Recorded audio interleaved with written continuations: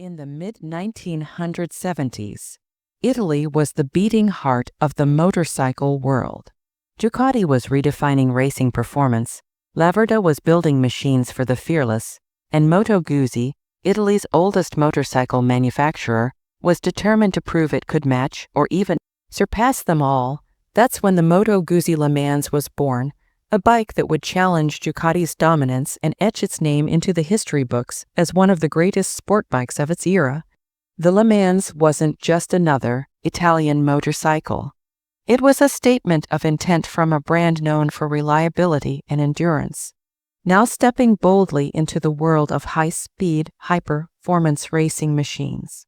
Developed in 1976, the Moto Guzzi Le Mans was inspired by the legendary 24 Hours of Le Mans endurance race in France. Just like the race cars that competed there, Guzzi wanted a bike that could go fast, go far, and keep going without breaking down.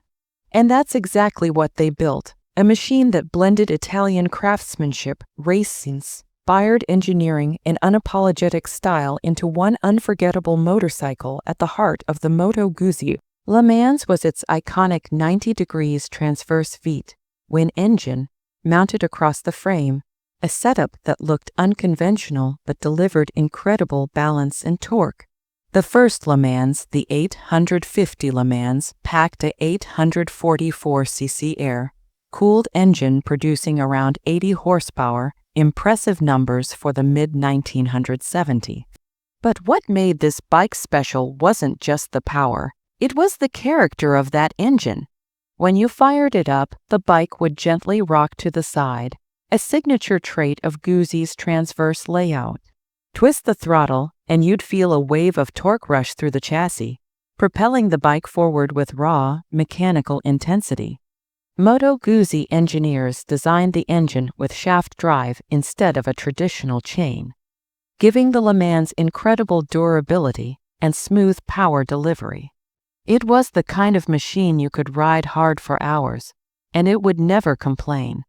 The bike's Delorto carburetors, high-compression pistons, and performance camshafts gave it superb throttle response, while its 5-speed gearbox was precise and satisfying to use.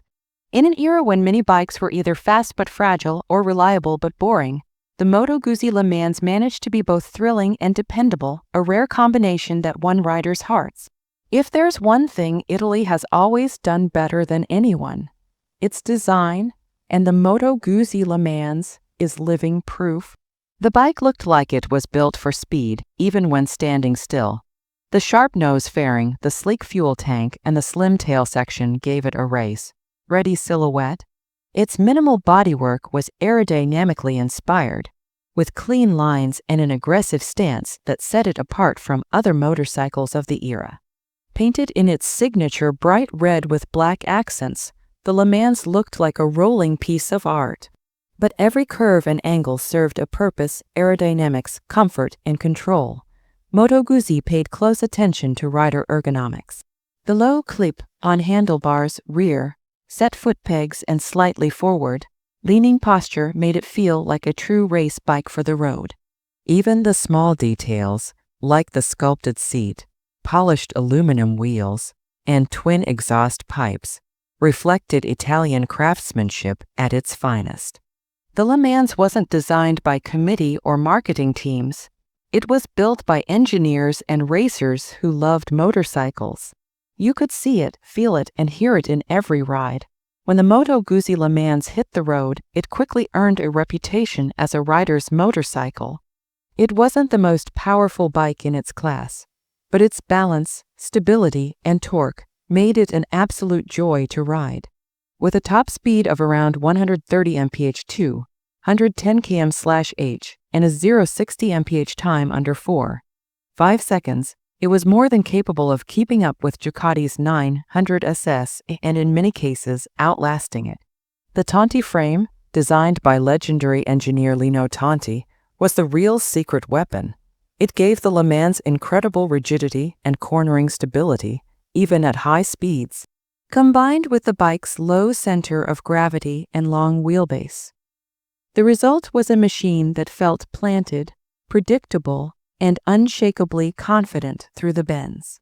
Magura brakes provided strong stopping power, while the Marzocchi suspension setup offered a perfect balance between comfort and precision. Every review from the 1970s praised the Le Mans for being fast enough to scare you, but stable enough to save you.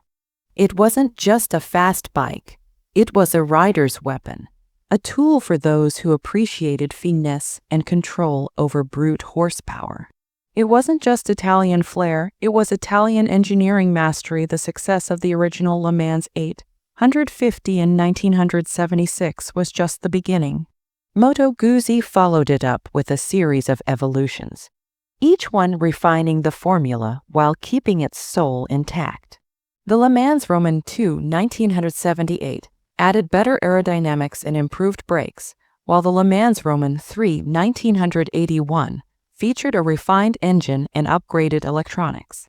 The Le Mans Roman IV and V in the late 80s pushed the bike into a new generation with more modern styling and performance tweaks. Each version stayed true to the original's DNA, a shaft-driven V-twin powered masterpiece built for riders who loved the open road. But perhaps the greatest impact of the Le Mans was cultural. It proved that Moto Guzzi could build a world-class sport bike capable of standing shoulder to shoulder with Ducati, BMW, and even the Japanese manufacturers that were rapidly rising in the late 1970s. For many enthusiasts, the Le Mans became a symbol of individuality, a choice for riders who wanted something different, something with soul. Even today, the early Le Mans models are highly collectible, cherished by purists for their raw feel, simplicity, and unmistakable character. Decades later, the Moto Guzzi Le Mans still casts a long shadow.